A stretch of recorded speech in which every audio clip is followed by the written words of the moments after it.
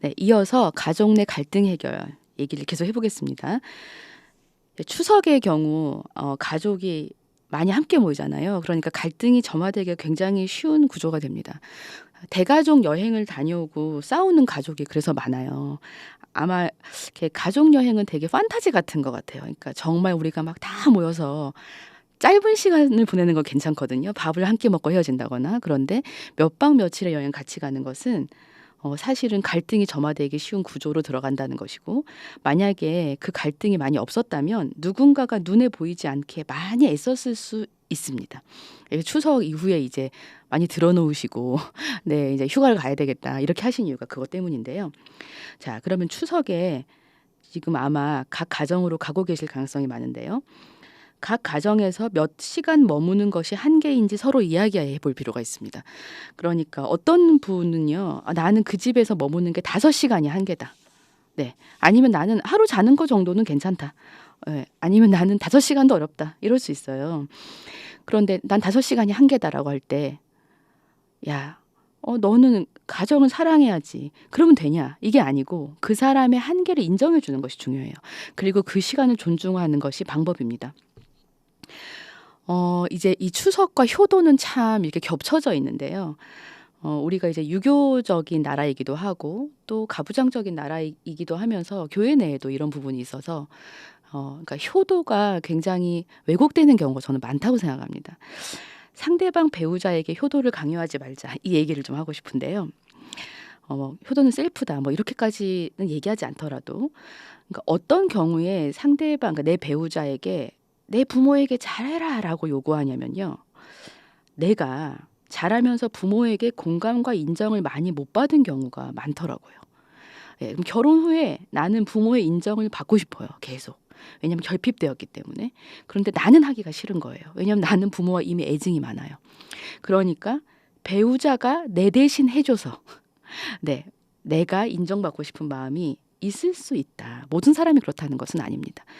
그런데 또 이렇게 되면은요. 배우자가 이제 효도를 그래요. 뭐 찾아뵙고 전화를 한다거나 원해서 하면 되는데 원하지 않는 경우도 이제 하게 될 수 있어요. 배우자와의 좋은 관계를 위해서. 이럴 때 또 팔은 안으로 굽어서 비난은 또 배우자가 받아요. 네, 칭찬은 자녀가 받고 예, 비난은 배우자가 받게 되는 경우들이 있습니다. 그래서 사실은 이 문제로 부부간의 갈등이 많아요. 본인이 할 수 있는 만큼 하시고 그리고 배우자도 할 수 있는 만큼 하시는 것을 존중해 주시는 것이 필요한 것 같습니다. 또 이 부분에서는 부모님들도 많이 생각들을 바꾸셔야 할 것 같아요. 효도를 강요하게 되면은요. 아까 제가 일부에 말씀드렸던 것처럼 정말 부모님 노년에 감당해야 할 일이 많아질 때 할 힘이 없어져요. 그러니까 내면으로 이것이 힘이 나야 되거든요. 왜냐하면 이게 돌아가신 날짜가 정해져 있는 것도 아니고 얼마만큼 나의 에너지와 시간을 투여해야 될지 알지 못하는 상황에서 이 부분을 좀 뭐랄까요? 보관해 놓는다고 할까요? 이 에너지를 잘 저장해 놓는다고 생각하시고 지금의 일들을 잘 풀어나가시면 좋겠습니다. 또 이런 경우가 있어요. 그러니까 자녀가 자라면서 부모의 정서적인 부모가 되어서 살아온 경우들이 또 꽤 있습니다. 그러니까 부모님이 사이가 안 좋으셔 가지고 어머니가 나한테 늘 의지하면서 사셨다. 아니면 사실 부모님이 되게 미숙하셔서 뭔가 되게 어린아이 같으셔 가지고 내가 어릴 때부터 나의 부모의 정서적인 부모가 되었다. 네, 이런 경우 굉장히 힘들어요.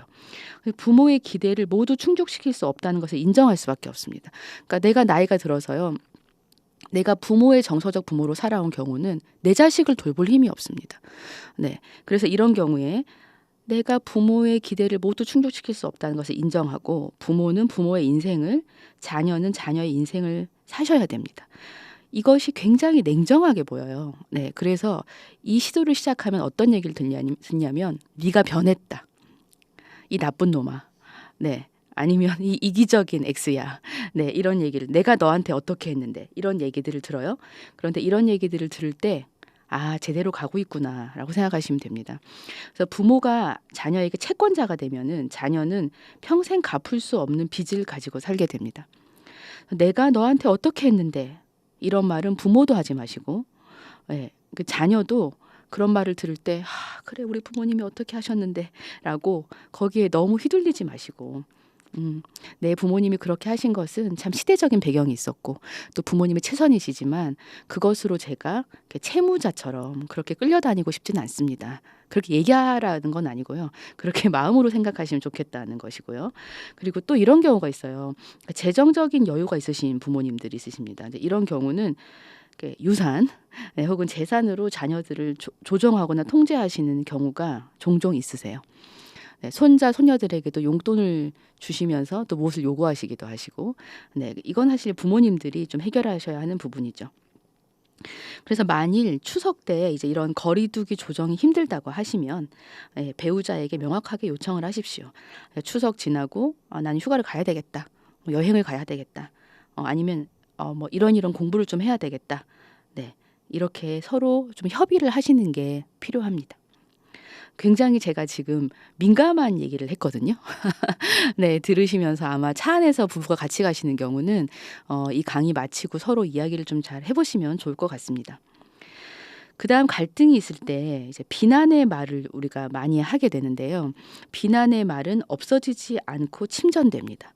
그러니까 우리가 아이를 가르칠 때도요. 의사소통이 제일 좋은 방법인데, 제가 의사소통은 비난하지 않고 가르친다, 이렇게 제가 설명을 하거든요. 부부 간에도 우리가 비난하지 않고 얘기할 수 있어요. 그런데 비난이 튀어나올 수 있죠. 그래서 비난의 말은 그런데 시간이 지난다고 없어지지 않습니다. 이혼의 방정식을 얘기한 존 가트만 교수가 있죠. 이 존 가트만 교수 부부가 이제 부부를 한 몇 분 정도 관찰해 보면, 부부의 대화를 몇 분 정도 관찰해 보면, 아, 이 부부는 이혼을 하겠다, 아니면 잘 풀어가겠다를 볼 수 있다. 이래서 이걸 이혼 방정식이라고 했어요. 그런데 이 이혼 방정식에서 비난과 경멸의 말이 비중이 많이 나오면 그 부부는 이혼 가능성이 높다는 결론을 냈습니다. 네. 네가 아는 게 뭐가 있냐. 아유, 그만해라. 내가 너랑 얘기하는 일은 뭐 돌이랑 얘기하지, 뭐 이런 거 있잖아요. 네, 그런 얘기들이 계속 나오면 이 부분 잘 안 되겠구나라고 보는 것이죠. 그래서 일단 비난을 하게 되면 비난을 그만해라, 이렇게 멈춰달라고 요청을 해야 되고, 계속 하게 된다면 그 자리를 뜨는 것이 하나의 방법입니다. 그리고 두 번째로는, 나는 무엇을 진정으로 배우자에게 원하는가. 나는 무엇을 진정으로 우리 그 양가에 원하는가. 내가 무엇을 진정으로 아이에게 원하는 것을 아는가가 중요합니다. 왜냐하면요, 제가 많은 경우를 보면 비난을 하면서 자기 얘기를 하고 있다고 착각하는 경우가 많아요. 제가 이 얘기를 했더니 어떤 분이 직장에 갔는데, 이제 본인 상사분이 밥을 먹으면서 그 부하 직원의 비난을 막 하시더라는 거예요. 걔는 그렇고 걔는 그게 문제고 막. 예, 그래서 상사분한테 한번 여쭤봤대요. 그래서 그 직원한테 뭐를 원하세요? 이렇게 물어봤더니 그 상사분이 정말로 10분간 대답을 못 하시더라는 거예요. 아마 본인은 걔는 뭐가 문제야, 뭐가 문제야. 사실 이게 제일 쉬워요. 걔는 뭐가 문제야, 뭐가 문제야. 그런데 그래서 무엇을 원하십니까? 본인이 원하시는 것이 뭐예요? 라고 물어볼 때 대답을 못 하시더라는 거죠. 부부간에도 마찬가지거든요. 그래서 내가 무엇을 원하는지를 알아차리는 것은 생각보다 쉬운 일이 아닙니다. 제가 코칭을 할 때도 당신이 정말 원하는 것이 무엇인가에까지 도달하기까지 시간이 많이 걸립니다. 그걸 정말 원하세요? 정말입니까? 혹시 그 밑에 더 깊은 원함이 있는 건 아니세요? 이렇게 물어보면 이것을 찾아 들어가는 과정이 시간이 많이 걸려요. 근데 이것을 찾으면 그 다음 방향성이 명확하게 잡히는 경우가 많습니다. 그래서 지금 가시면서 나는 진짜 가기 싫은데, 나는 우리 어머니 아버지 너무 불편한데, 이렇게 서로 불평할 수 있잖아요. 그럼 서로 물어보세요. 당신은 그래서 어머님에게 뭘 원해? 당신은 아버님에게 뭘 원해? 네, 당신은 지금 이 추석에 우리가 가는 것에서 무엇이 이루어졌으면 정말 좋겠어? 만약에 늘 가는데 마음에 안 들었어. 그러면 1점부터 10점까지 척도 질문이 굉장히 유용합니다. 네, 1점은 진짜 마음에 안 들어. 10점은 와, 최고야. 네, 그러면 당신은 이제까지 우리가 추석에 이 집에 갈 때, 어떤 가정에 갈 때 만족도가 몇 점이야? 6점이에요. 그럼 6점의 의미는 뭐야? 물어보세요. 아 그렇구나. 왜냐면 6점을 생각하는 게 또 서로 다 다르기 때문에 물어봐야 됩니다. 6점의 의미가 뭔지 7점의 의미가 뭔지 혹은 3점의 의미가 뭔지. 네. 그다음에 그러면 "우리 이번 여행은 좀 달라야 되잖아." 그러면 6점에서 7점으로 올리려면 1점 올리려면 뭐가 좀 변하면 좀 좋아질까? 여기서 핵심은 6점에서 10점이 아닙니다. 네. 그렇게 확 좋아지지 않거든요. 사람의 갈등이라는 것은 6점에서 7점 혹은 6점에서 6.5. 네. 그래서 '아 이렇게 좀 변화되면은 좀 좋지 않을까? 설거지를 당신이 해 주면 좋지 않을까? 이렇게 TV 보는 시간이 좀 줄어들면 좋지 않을까? 아니면 나 너무 힘들면 나가 있으면 안 될까?' 네. 뭐 등등 이런 것들 협의해 보시면은요. 그래서 돌아올 때 6 에서 7 점으로 올라갔는지 6 에서 6 점으로 올라갔는지 '아 정말 그랬다.' 하면 이것이 가족의 성취 경험이 되죠. 그리고 안 됐다면 '왜 그렇게 됐을까? 아 다음번에 우리가 무엇을 해볼 수 있을까?' 이렇게 해 보시면 좋을 것 같아요. 자 그다음 갈등을 해결할 때는요. 각자의 과거에서 온 이슈가 깊다는 것을 인정해야 됩니다. 제가 아까 일부에서 말씀드렸던 것처럼 어 나의 원가정에서 갈등을 파괴적으로 다룬 경험이 있다면 그분은 이게 굉장히 깊은 이슈가 돼요. 예. 그러니까 일단 이것을 "당신이 이해해 줘."라고 하기 전에 내가 스스로 나의 이해를 노력해야 됩니다. 나도 모르는 과거를 남이 알 수 없고요.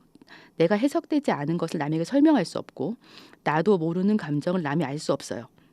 그래서 자기를 알아가는 것은 굉장히 중요하고 저도 이 과정을 계속 온라인 클래스로 함께하고 있는데 정말 많은 변화가 있어요. 저도 또 이런 일이 있었어요. 요 근래에 내가 어떤 갈등을 해결하려고 하면 나의 불안을 해결하려고 하면 저 껌껌한 터널 끝에 바늘로 찌른 것 같은 빛이 보였대요. 그러니까 그게 너무너무 암담하고 이 길을 언제까지 가야 될지 그런 답답함이 있으셨다는 거예요. 근데 그분의 삶에도 여러 가지 그분 노력하신 부분이 있었고 또 저를 만나면서 계속 공부하시면서 이런 얘기 하시더라고요. "아 나 이제 알껍질을 깨고 세상으로 나가는데" 이게 껍질이 하나가 아니고 여러 겹이라는 거예요. 예. 그런데 껍질을 깨고 세상에 나가는 이 시도를 할 때마다 물론 매우 두렵고 겁이 나고 고통스럽다. 그런데 이제는 그 껍질을 조금 깨면 세상에서 빛이 많이 들어오는 것을 알 수 있다는 거예요. 제가 정말 울었어요. 예전에는 그 터널 끝에 바늘로 찌른 것 같은 빛을 본 분이었는데 이제는 내가 이것을 좀 깰 용기가 생겼고 깨고 나가면서 빛을 본다는 것이죠. 그래서 제가 이렇게 말씀드렸어요. 가장 큰 괴로움 뒤에 가장 큰 깨달음이 옵니다.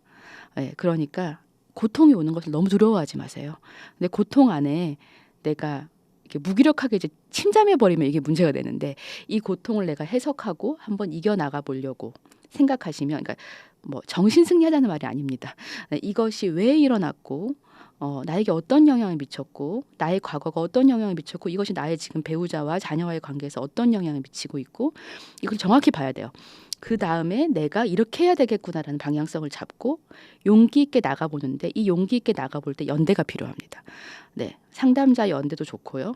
예 같이 이것들을 나누는 어떤 그룹의 연대가 필요해요. "잘할 수 있어." 왜냐하면 나가면요 이런 얘기 듣는다 했잖아요. "네가 변했다.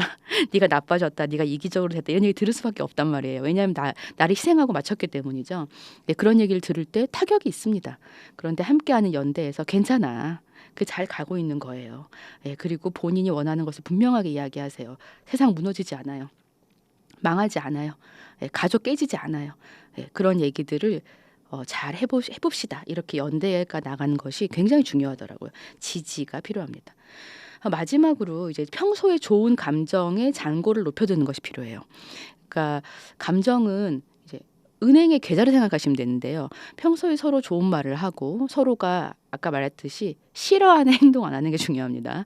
예 뭘 너무 잘해 주려고 하지 말고 그 서로가 원하는 것들을 해 주고 이렇게 하면 잔고가 올라가요. 그래서 50만 원, 100만 원 올라갑니다. 그러다가 한 번씩 싸우거나 갈등이 있을 때 50만 원이 날아가더라도 내가 100만 원 해 놓으면 마이너스 통장이 안 되는 거예요. 그런데 평소에 찰랑찰랑하게 서로 뭐 좋은 말도 없고 서로에 대한 어떤 그런 좋은 자극들이 없는데 추석 때 확 터지면 마이너스 100만 원 되지 않습니까? 이러면 문제가 생기는 거거든요. 그래서 갈등이 있어도 잔고가 줄더라도 마이너스가 안 되게 평소에 잘하자. 그럼 마무리를 해 볼게요. 예수님의 제자로서 우리가 예수님이 세상을 사랑하신 것처럼 우리도 사랑하는 것이 우리의 그 지상 명령이고 어 평생 이룰 수 없지만 바라봐야 될 목표라고 생각을 합니다. 그런데 예수님이 사랑으로 십자가를 지셨지만 또 성전을 뒤집기도 하셨다는 것을 기억할 필요가 있어요. 그래서 저는 우리가 피스 러버가 아니라 피스 메이커가 되기를 바랍니다. 피스 러버는 그냥 참는 거예요. 좋게 좋게. 예. 그런데 피스 메이커는 필연적으로 갈등을 수반하고 갈등을 직면해야 되고 어려운 과정을 겪습니다. 그런데 여기서 배우자가 한 팀이 되시면 제일 좋겠고요. 그리고 가족 내에 서로 간의 건강한 경계를 세우고 서로 존중하고 사랑하면 좋겠습니다. 이번 추석 연휴 잘 보내시기를 바라고요. 또 저도 책으로 또 방송으로 여러분과 함께 하겠습니다. 네, 감사합니다.